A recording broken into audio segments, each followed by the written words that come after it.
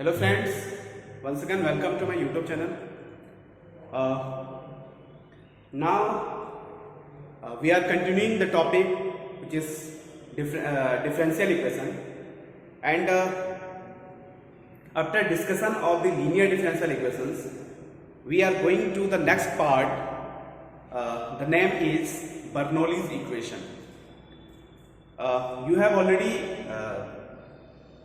heard about this name in physics, but the Bernoulli's equation in mathematics is different from the name Bernoulli which is heard in physics. You can see in the solution of the differential equation, when we start the solution of the differential equation, the first point, the first article is variable separable form, and the second one is the reducible to the second separable variable form. First is variable separable form. If it is not in the variable separable form, then it is reduced to the separable variable type. After that, the third article is homogeneous. If a differential equation is not homogeneous, then we go and search the given differential equation is non-homogeneous or not. मतलब कुछ भी चीज अगर हम लोग पढ़ते हैं तो सबसे पहले पॉजिटिव सोचते हैं, अगर पॉजिटिव ना हुआ तो फिर उसके नेगेटिव के बारे में सोचते हैं. मतलब अगर होमोजेनियस है तो हो गया तो अच्छी बात है, होमोजेनियस जैसे बनाते बनाएंगे. अगर होमोजेनियस नहीं है तब हम लोग सोचते हैं कि क्या वो नॉन होमोजेनियस है. मतलब हर पॉजिटिव का नेगेटिव यहाँ पर जस्ट उसके बाद में आता है. तो जिस तरह से हमने लीनियर डिफरेंशियल इक्वेशन पढ़ा, तो ऐसा भी तो हो सकता है कि कोई डिफरेंशियल इक्वेशन लीनियर ना हो कि नॉन लीनियर हो.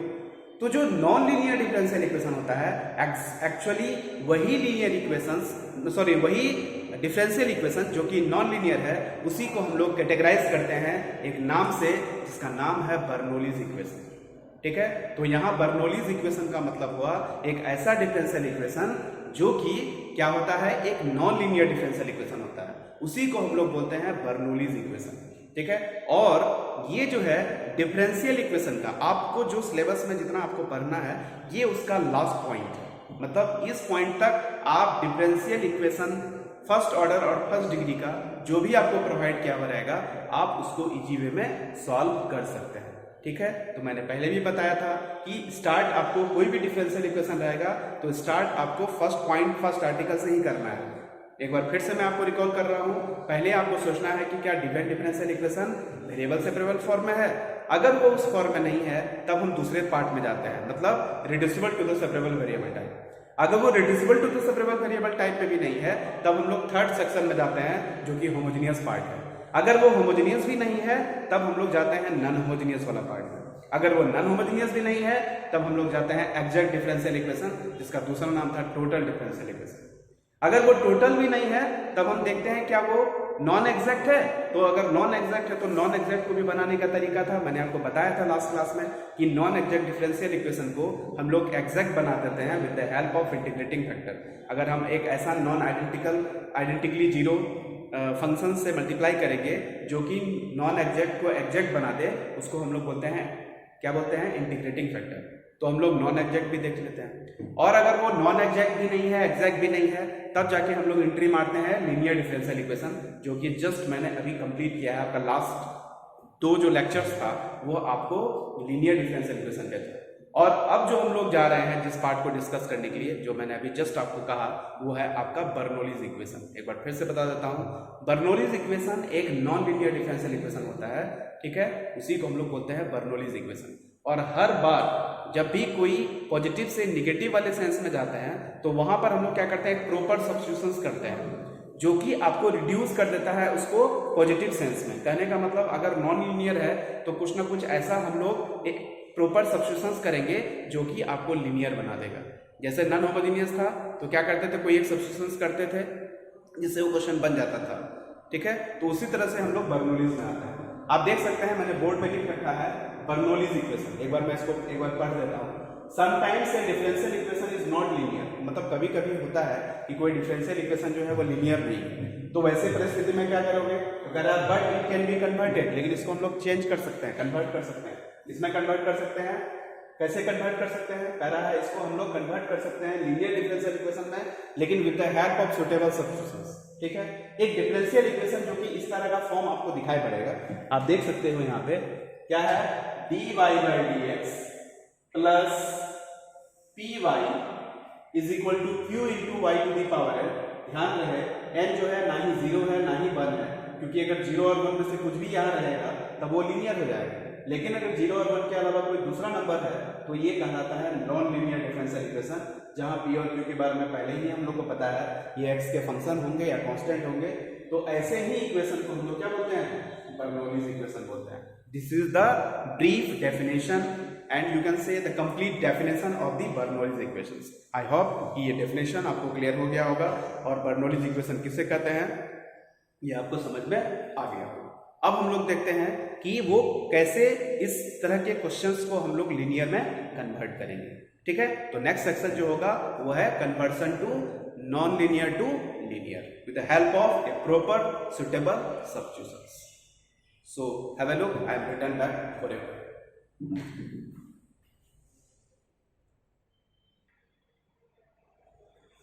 हेलो फ्रेंड्स, अब हम लोग देखेंगे कि कैसे हम लोग एक नॉन लीनियर डिफरेंशियल इक्वेशन को डिफरेंशियल में चेंज करते हैं। तो आप देख सकते हो यहाँ पे it is easy to reduce the above linear equation into linear equation. कैसे क्या किए? तो ये देख सकते हैं dy by dx plus p into y is equal to q y to the power n। सबसे पहले जो भी नॉन लीनियर डिफरेंशियल इक्वेशन है, मतलब बर्नौलीज इक्वेशन है, उसको आप y to the power n से डिवाइड करें। जैसे ही y to the power n से डिवाइड करेंगे तो आप देख सकते हैं ये हो गया y to the power n, ये हो गया dy by dx plus p into y to the power 1 minus n, और ये हो जाएगा q, क्योंकि यहाँ y to the power n है तो ये q बचेगा, ये अल्फा हो गया। अब करते क्या है कि y to the power 1 minus n को t मान लेते हैं। कितना मान लेते हैं? y to the power 1 minus n को t मान लेते हैं। जैसे ही डिफरेंशिएट करेंगे तो हो जाएगा y टू द पावर, ये हो जाएगा 1 minus n into y to the power 1 minus n minus 1, तो हो जाएगा y to the power n, और ये हो जाएगा dy by dx is equal to dt by dx। तो यहाँ से y to the power minus n dy by dx की जगह लिख सकते हैं dt by dx into 1 by 1 minus n। ये इक्वेशन नंबर 2 हो गई। 1 और 2 को आप सब्स्टिट्यूट कर दीजिए कहाँ पर? अल्फा में। तो वही मैंने लिखा है using 1 and 2 in alpha we will get this. और ये जो 1 बाई 1 माइनस n है, इस टर्म को आप क्या करो, इस टर्म को आप इधर मल्टीप्लाई करेंगे। जैसे ही इसको यहाँ मल्टीप्लाई करेंगे तो ये जो आपको दिख रहा है यही है आपका लीनियर डिफरेंशियल इक्वेशन। मतलब this is the process by which we can convert a non-linear differential equation into a differential equation. This is the method. So I hope you understand how can we convert a non-linear differential equation into a differential equations. Clear? Now we are going to discuss some related problems to further understand. When we discuss some related problems, I think you will understand the concepts behind the Bernoulli's equations. Okay?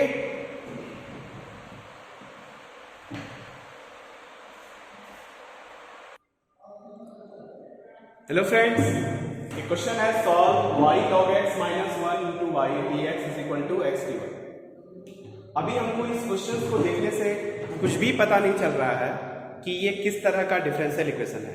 बस इतना हम लोगों को पता चल रहा है कि ये डिफरेंशियल इक्वेशन है, क्योंकि dx और dy आपका इन्वॉल्व है, ये आप अच्छी तरह से देख पा रहे हो। ठीक है, तो करेंगे क्या? सॉल्यूशंस, और यहाँ लिखेंगे गिवन डिफरेंशियल इक्वेशन। कितना हो जाएगा? तो y log x minus 1 y dx is equal to x dy। dx को आप राइट हैंड साइड में लीजिए तो हो जाएगा y square log x minus y is equal to x, ये हो जाएगा dy बाई dx।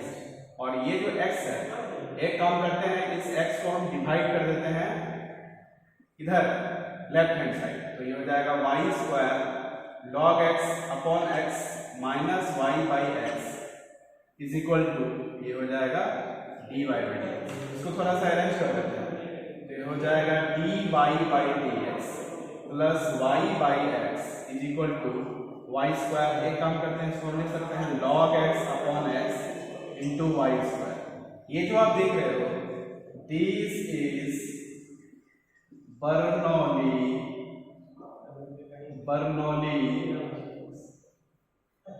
इक्वेशन, यही है आपका बर्नौलीज इक्वेशन। अब आपको क्या करना है, इसको रिड्यूस करना है लीनियर डिफरेंशियल इक्वेशन। तो क्या करेंगे, इसको मान लेते हैं एक नंबर, ठीक है।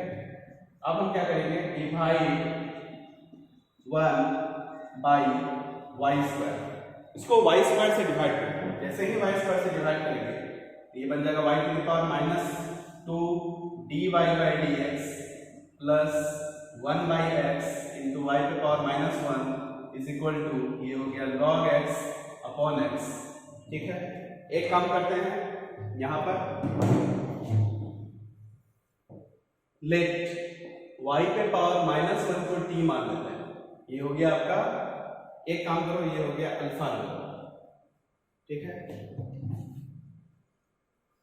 ये हो गया तुम्हारा बीटा नंबर। y पे पावर 1 को t मानेंगे, ये हो गया एक नंबर।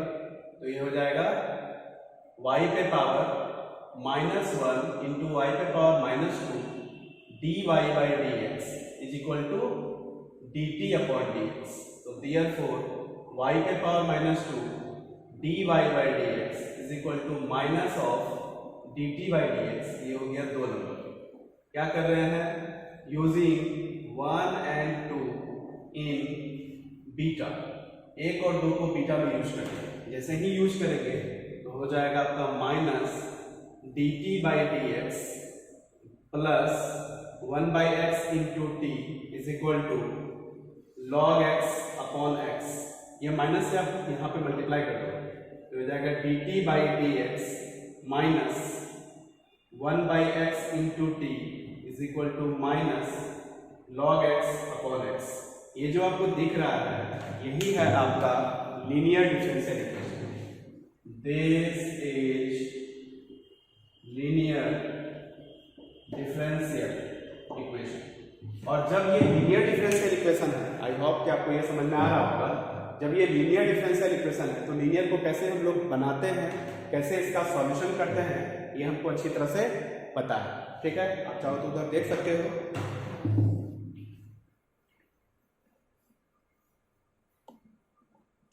ये आपको दिख रहा होगा, क्लियर। चलिए अब क्या करते हैं हम लोग, इंटीग्रेटिंग फैक्टर निकालते हैं। तो therefore integrating factor is equal to e to the power integration of कितना, तो p की जगह में है -1 बाई एक्स और ये हो गया dx। तो अल्टीमेटली हो जाएगा minus e to the power integration of 1 by x dx। कहने का मतलब कितना हो जाएगा, e to the power minus ln x, कहने का मतलब 1 बाई एक्स। तो इंटीग्रेटिंग फैक्टर जो है 1 बाई एक्स है। तो इसका हम लोग जनरल सॉल्यूशन लिख सकते हैं। हैंस जनरल सॉल्यूशन इज, कितना हो जाएगा जनरल सॉल्यूशन, तो हो जाता है इंटीग्रेटिंग फैक्टर मतलब 1 by x into variable, variable की जगह t है क्योंकि ये लीनियर इक्वेशन डिफरेंशियल इक्वेशन है in terms of t is equal to integration of q। q कितना है आपका, तो ये है minus log x upon x into integrating factor मतलब 1 बाई एक्स, ठीक है। और यहां पर हो जाएगा आपका dx प्लस कांस्टेंट c। तो ये जो आप देख रहे हो यही आपका क्या है, लीनियर डिफरेंशियल इक्वेशन का जनरल सॉल्यूशन। लेकिन अब एक काम वहां पे मेरा बच रहा है, वो है आपका इंटीग्रेशन करना। जब तक आप ये इंटीग्रेट ना कर लोगे तब तक आपका कंप्लीट सॉल्यूशन नहीं आएगा। तो आप यहाँ तक देख सकते हैं। अब मैं अगला पार्ट जो है इसको पूरा करूंगा, ठीक है। तब तक आप देखिए, फिर मैं रिटर्न करता हूँ।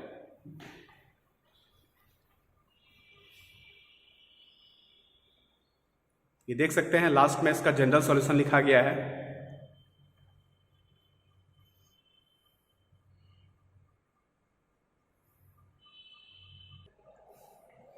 हेलो फ्रेंड्स, अब जो इंटीग्रल वाला पार्ट था वो आप देख सकते हैं। यहाँ था आपका log x into minus one by x कैसे करते, ये दो पार्ट में तोड़ दिया।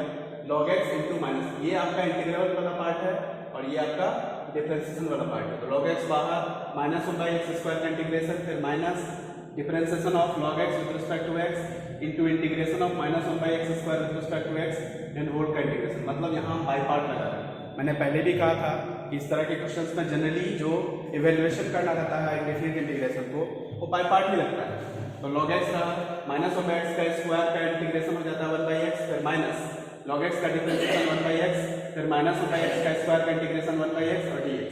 फिर ये जो माइनस साइन इसको अंदर कर दो तो हो जाएगा माइनस ऑफ x का स्क्वायर जिसका इंटीग्रेशन हो जाएगा 1/x। तो अल्टीमेटली हो जाएगा 1/x into t is equal to log x upon x plus 1/x plus constant term c।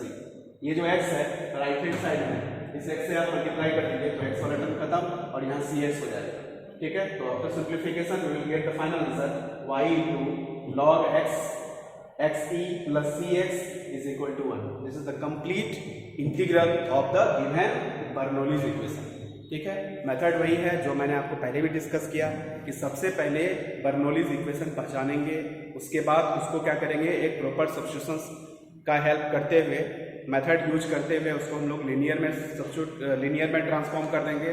और जैसे ही वो लीनियर में ट्रांसफॉर्म हो जाएगा तो उसके बाद हम लोग को पता है कि लीनियर डिफरेंशियल इक्वेशन को कैसे सॉल्व करते हैं। ठीक है, इंटीग्रेटिंग फैक्टर निकालते हैं, उसका जनरल सॉल्यूशन पता है, और आफ्टर दैट जो भी इंटीग्रेशन आता है उसमें हम लोग बाई पार्ट मेथड से ही बनाते हैं। और उसी तरह उस पूरे कंप्लीट प्रोसेस को फॉलो किए तो अल्टीमेटली हमको ये आंसर मिल गया। क्लियर? अब एक नया क्वेश्चन देखते हैं बर्नौलीज इक्वेशन।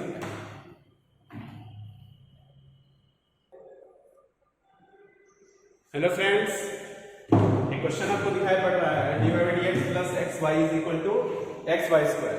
ये देखने से ही लग रहा है ये बर्नौलीज इक्वेशन। तो सीधे लिखेंगे सॉल्यूशन और यहाँ लिखेंगे गिवन बर्नौलीज इक्वेशन क्या है आपका, dy by dx plus xy is equal to xy का स्क्वायर।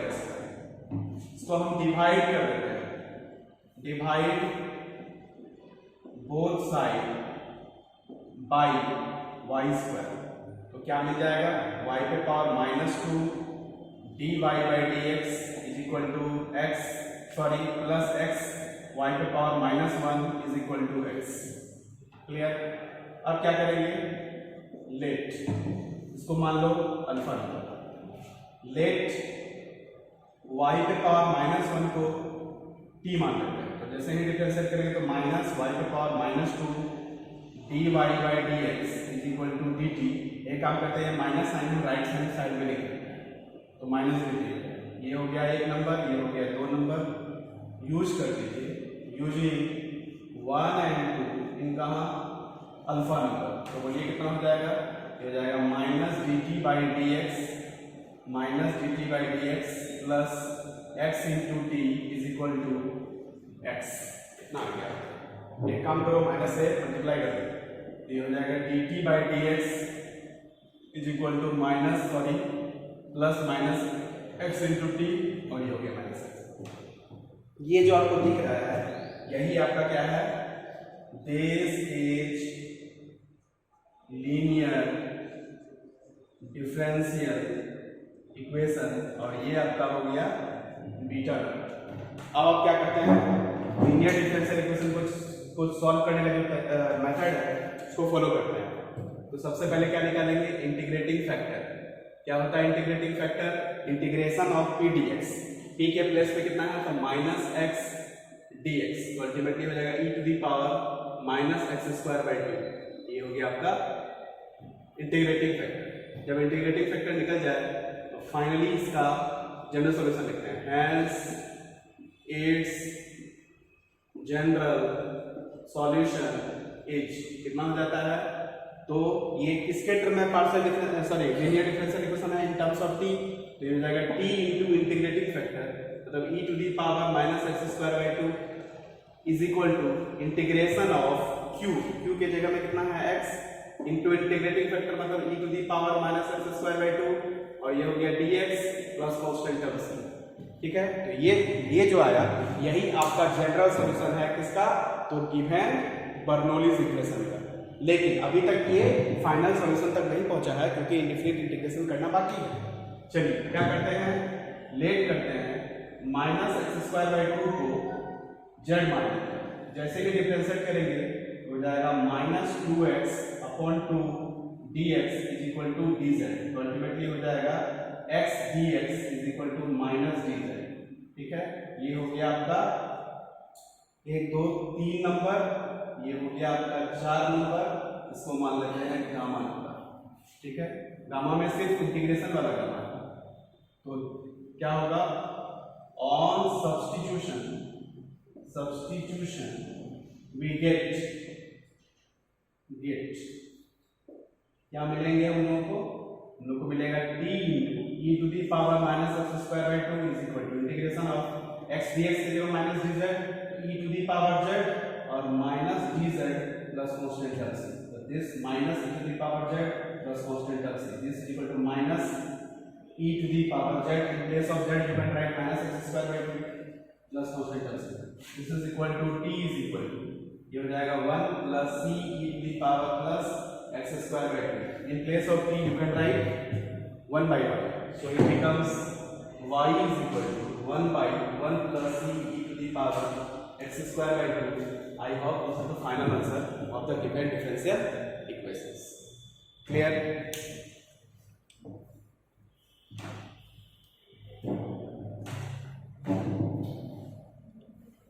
आप चाहो तो उधर देख सकते हो, आपको नहीं दिख रहा होगा, ये आप देख सकते हैं, ठीक है।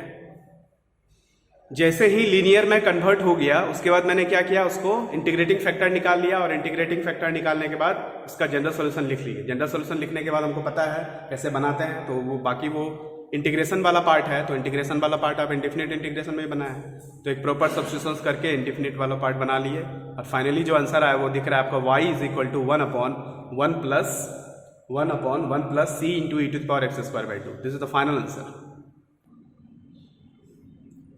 हेलो फ्रेंड्स, क्वेश्चन और है आपका, देख रहे हो आप, क्वेश्चन है सॉल्व करना है dy by dx is equal to y 5x minus y square upon 5x, where 5x इज a given function.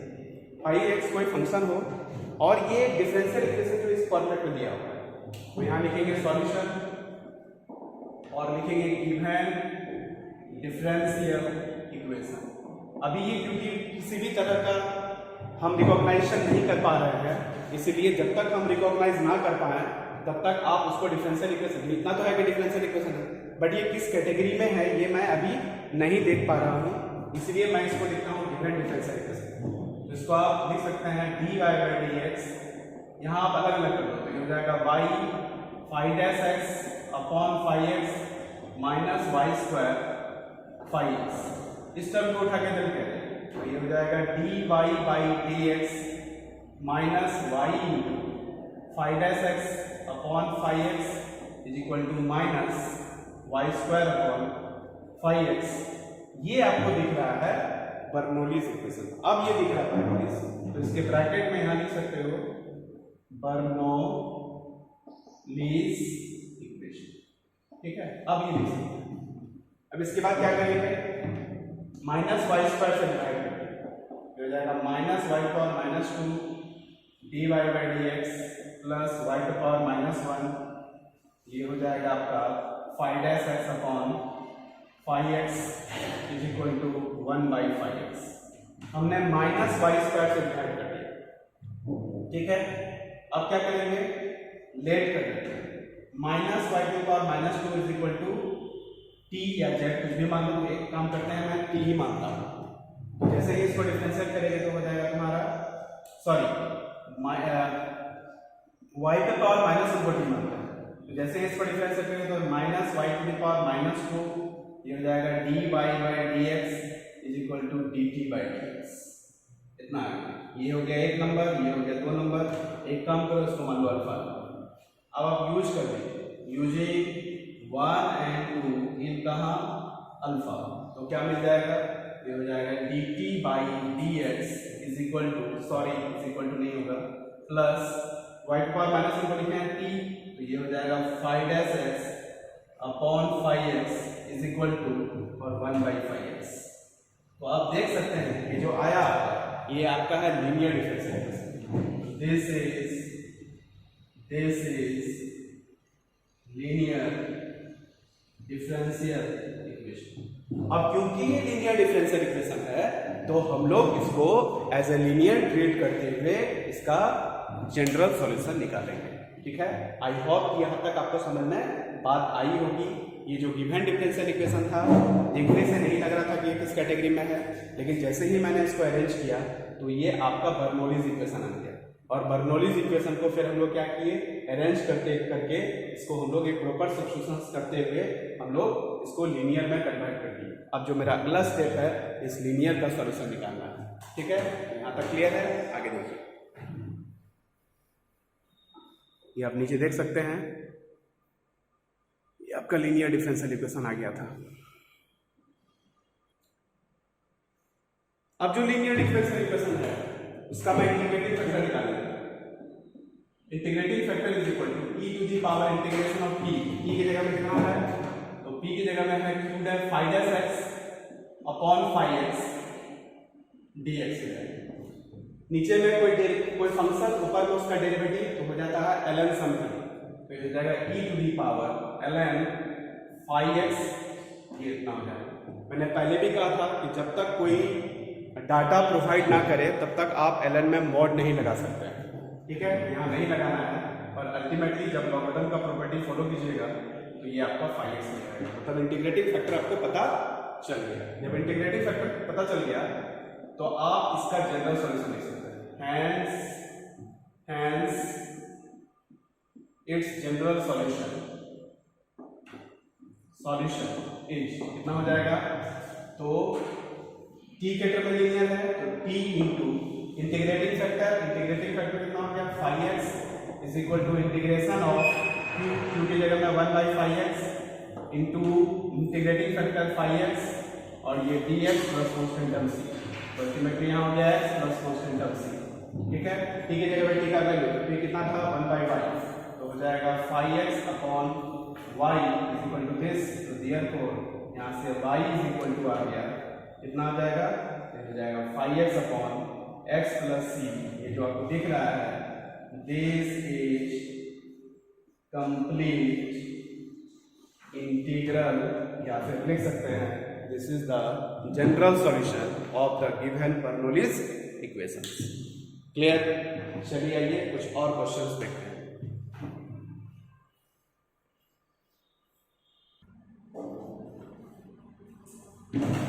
Hello friends, आप एक इक्वेशन देख रहे हो, आपको सॉल्व करना है और ये डिफरेंशियल इक्वेशन है, but this is not the Bernoulli's. ठीक है, ये बर्नौलीज नहीं है, लेकिन ये आपका लीनियर भी नहीं है, लेकिन इसको हम कुछ प्रॉपर सब्स्टिट्यूशंस के हेल्प से इसको हम लोग लीनियर या फिर बर्नौलीज जो भी रहेगा, अगर वो बर्नौलीज होगा तो फिर लीनियर में कन्वर्ट हो ही जाएगा, तो उसमें हम लोग चेंज कर सकते हैं। तो देखने से ही लग रहा है कि इस क्वेश्चन को बनाने के लिए हमको करना पड़ेगा कि 10y को हम लोग t मान लेते हैं। तो पहले लिखेंगे सॉल्यूशन और यहाँ लिखेंगे गिवन डिफरेंशियल इक्वेशन। कितना है आपका, तो sec square y dy by dx plus 2x 10y is equal to x3। करते क्या है, लेट 10y को t मान लेते हैं, तो जैसे ही 10y को t मानेंगे और डिफरेंशिएट करेंगे तो sec square y dy by dx is equal to dt by dx हो जाएगा, जो कि 2 नंबर हो गया, और ये इसको अल्फा मान लो। अब आप सब्स्टिट्यूट करो, करने का मतलब यूजिंग 1 and 2 इन कहाँ, अल्फा। जैसे ही अल्फा में सब्स्टिट्यूट करोगे तो आपको मिल जाएगा, ये मिल जाएगा dt by dx plus 2x into t is equal to x का क्यूब। अब ये देख सकते हैं, this is what, this is linear differential equation. अगर ये लीनियर डिफरेंशियल इक्वेशन है तो इसका आप इंटीग्रेटिंग फैक्टर निकाल सकते हैं। Integrating factor is equal to e to the power integration of p मतलब 2x dx, तो अल्टीमेटली कितना हो जाएगा, तो e टू द पावर ये हो जाएगा x स्क्वायर। तो this is the integrating factor. अगर ये इसका इंटीग्रेटिंग फैक्टर है तो इसका जनरल सॉल्यूशन भी आप निकाल सकते हैं। तो यहाँ लिखेंगे hence its general solution is, कितना हो जाता है, तो t फंक्शन t के टर्म में है लीनियर, तो t इंटू इंटीग्रेटिंग फैक्टर मतलब e to the power x square is equal to integration of q मतलब x का cube into e to the power x square dx plus constant term c। ठीक है, अगर आप नहीं देख रहे हो तो मैं कैमरा को उधर फेस कर देता हूँ।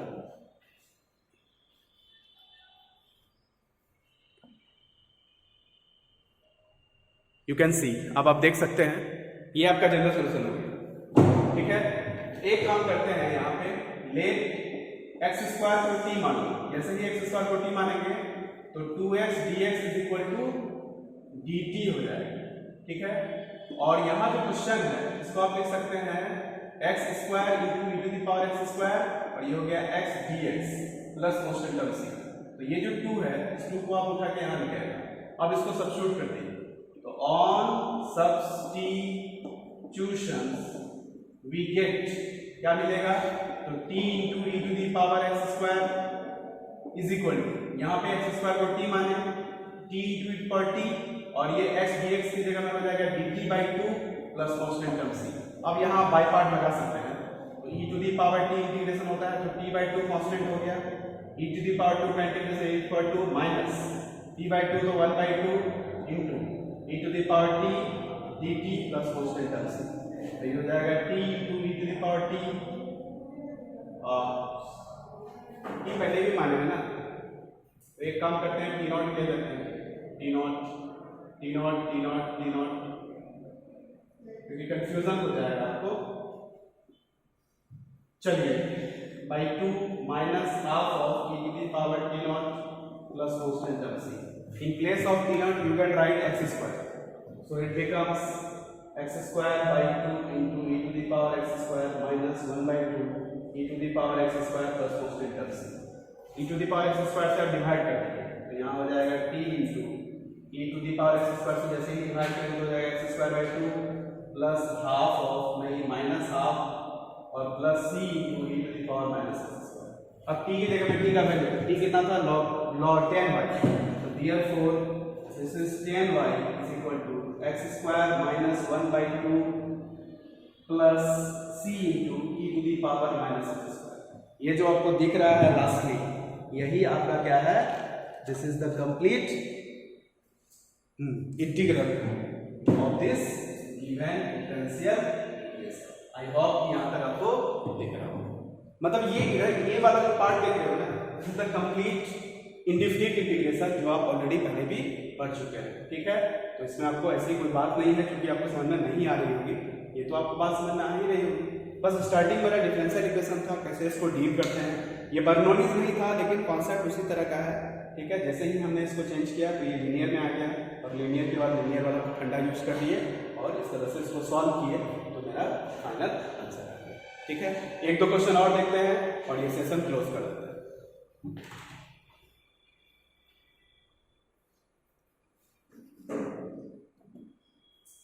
लास्ट में आप आंसर देख सकते हो।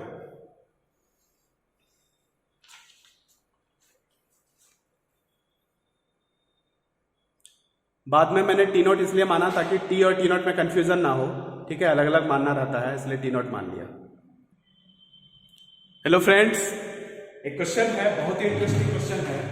ठीक है, इसको मैं सॉल्व करने जा रहा हूं, तो देख सकते हैं सॉल्यूशन गिवन डिफरेंशियल इक्वेशन। इसको हम लिख सकते हैं dy बाई dx। ये जो -1 है इसको उठा के आप इधर लेकर आइए, तो ये तो +1 plus x plus y is equal to x cube x plus y का होल। इसको हम लिख सकते हैं dx प्लस dy, मतलब dxy divided by dx plus x into x plus y is equal to x cube x plus y के power whole. ये जो है एक बर्नौलीज इक्वेशन का, ये बर्नौलीज इक्वेशन है, आपको दिख रहा होगा, ये x प्लस वाई के टर्म में एक बर्नौलीज इक्वेशन है। तो आप तो यहां लिख सकते हैं this is a Bernoulli equation. Clear? तो इसको किससे डिवाइड करेंगे, तो डिवाइड करते हैं 8 विथ x प्लस वाई पे पावर 3 से। तो जैसे ही डिवाइड करेंगे तो हो जाएगा x प्लस वाई पे power -3 dx plus y upon dx plus x into ये हो जाएगा एक्स प्लस वाई का power minus 2 is equal to x का, ठीक है। उसके बाद क्या करते हैं, लेट करते हैं। एक्स प्लस वाई को हम लोग क्या मान लेते हैं, minus 2 is equal to t मान लेते हैं। जैसे ही इसको डिफरेंशिएट करेंगे तो हो जाएगा minus 2 into x plus y का power minus 3 d x plus y divided by d x is equal to d t by d x. ये जो माइनस 2 है इसको आप नीचे डिवाइड कर दो तो अल्टीमेटली यहाँ लिख सकते हैं माइनस 1/2 इंटू दिस। अब क्या करो, ये एक नंबर और दो नंबर को आप अल्फा में यूज करो। यहाँ लिखेंगे यूजिंग 1 and 2 इन अल्फा। जैसे ही अल्फा में यूज करेंगे तो हो जाएगा minus half d t by d x plus x into t is equal to x का क्यूब, ठीक है। इसको थोड़ा सा अरेंज कर लीजिएगा तो हो जाएगा d t by d x minus 2x into 2 is equal to minus 2x का क्यूब। ये जो आपको दिख रहा है this is linear differential equation, this is linear differential equations. अगर आपको नहीं दिख रहा है तो मैं इसको दिखा रहा हूं, ये आप नीचे देख सकते हो, ठीक है। कितना आया, d t by d x minus 2x t is equal to minus 2x का क्यूब। ये जो है टी के टर्म में लीनियर डिफरेंशियल इक्वेशन हुआ। अब मैं क्या करूंगा, इस लीनियर डिफरेंशियल इक्वेशन को सॉल्व करूंगा। सबसे पहले ये बर्नौलीज इक्वेशन था, उसके बाद क्या किए, इस बर्नौलीज इक्वेशन को प्रॉपर सब्स्टिट्यूशंस करते हुए हमने इसको लीनियर में चेंज किया और फिर लीनियर में चेंज करने के बाद फिर इसको मैं क्या करूंगा, सॉल्व करूंगा, तो ये इसका फाइनल सॉल्यूशन आ जाएगा। हेलो फ्रेंड्स, जो मेरा लीनियर डिफरेंशियल इक्वेशन था वो ये था, मेरा d t by d x minus 2x into t is equal to minus 2x का क्यूब, और आपको ये दिख रहा है ये टी के टर्म में लीनियर डिफरेंशियल इक्वेशन, ठीक है। तो हमको इसका सॉल्यूशन चाहिए। तो सबसे पहला काम देखो, इंटीग्रेटिंग फैक्टर निकालिए e to the power minus 2x dx, तो इसका इंटीग्रेशन हो जाएगा e to the power minus x square. उसके बाद इसका जनरल सॉल्यूशन हमको पता है, t के टर्म में है तो t into e to the power minus x square, मतलब integrating factor is equal to q into integrating factor dx plus constant term c। जब इसको हम अरेंज करते हैं डिफरेंशिएट करने के लिए तो इसको हम इस तरह से सजा देते हैं। हमने क्या किया कि माइनस एक्स स्क्वायर को जेड मान लिया, तो जहां माइनस एक्स स्क्वायर को जेड होता है एक्स स्क्वायर की जगह माइनस जेड हो गया, e to the power z हो गया और माइनस 2x dx की जगह dz हो गया। मतलब अगर हम ये सब्स्टिट्यूट कर देते हैं minus x square z is equal to z, तो ये मेरा क्वेश्चन जो है सिंप्लीफाई होकर इतना आ जाता है। फिर यहाँ बाई पार्ट यूज करते हुए हम इसको डिलीट करते हैं तो आ जाता है minus z e to the power z plus e to the power z plus constant term c। अब जेड की जगह में जेड का वैल्यू होता है, जहां जहां भी जेड है वहां मैं माइनस एक्स स्क्वायर रखूंगा, तो ये माइनस एक्स स्क्वायर रख दिया। और उसके बाद लास्टली क्या करते हैं, e to the power minus x square से राइट हैंड साइड में डिवाइड करेंगे, तो जहां माइनस एक्स स्क्वायर वो खत्म हो जाएगा तो एक्स स्क्वायर प्लस 1 हो जाएगा और यहाँ हो जाएगा c into e to power x square. उसके बाद t को हम लोग क्या माने थे, 1 by t is equal to था x plus y, sorry t is equal to था 1 प्लस एक्स वाई का होल स्क्वायर। तो अल्टीमेटली जो आंसर मेरा कंप्लीट इंटीग्रल होगा तो हो जाएगा 1 बाई एक्स प्लस वाई का whole square is equal to x square plus 1 प्लस c into e to power x square. ये जो है यही आपका क्या है, कंप्लीट इंटीग्रल है। तो बहुत ही इंटरेस्टिंग क्वेश्चन है, आप देख रहे हैं कितना इंटरेस्टिंग क्वेश्चन है, ठीक है। तो क्वेश्चंस का कमी थोड़ी है, आप भी बहुत सारे बुक्स कोई भी डिफरेंशियल इक्वेशन का चैप्टर्स पलटिएगा तो एक से एक क्वेश्चन मिल जाएगा, ठीक है। तो क्वेश्चंस बनाइए, आपका 100% क्वेश्चंस बनेगा, इस बात की गारंटी देता हूं। चलिए अब एक लास्ट क्वेश्चन है इसका और तब ये सेशन मैं क्लोज करता हूं।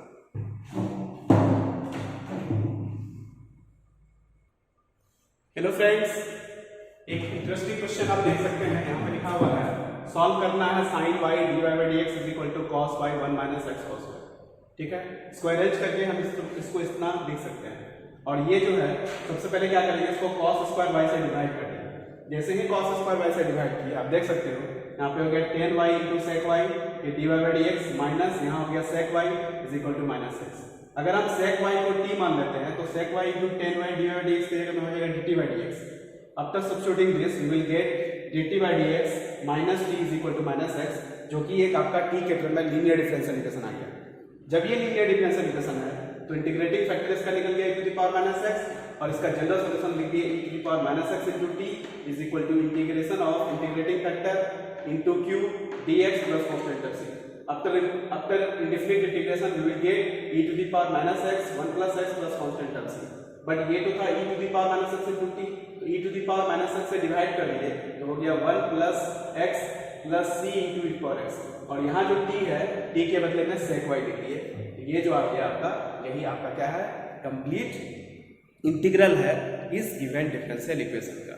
ठीक है, तो ये जो है आपका बर्नौलीज इक्वेशन का एक लास्ट क्वेश्चन था, और ये इंडेफिनिट इंटीग्रेशन जो हम लोग डिफरेंशियल इक्वेशन पढ़ रहे हैं उसका ये लास्ट कंटेंट था, जो कि आज आपका खत्म हो गया। इसके बाद हम लोग को क्या करना है, डिफरेंशियल इक्वेशंस का एप्लीकेशंस है। ठीक है, तो बहुत बहुत धन्यवाद आपका लेक्चर को ध्यान से सुनने के लिए, और आई होप कि ये डिफरेंशियल इक्वेशन आपको मजा आया होगा। ठीक है, और आपका जो कोर्स है उस कोर्स से रिलेटेड जितने सारे भी कंटेंट थे वो आपका कवर अप हो चुका है। ठीक है, अगर कहीं डाउट हो तो वीडियो को बार बार देखें, आपका वो डाउट क्लियर हो जाएगा। ठीक है, थैंक यू सो मच।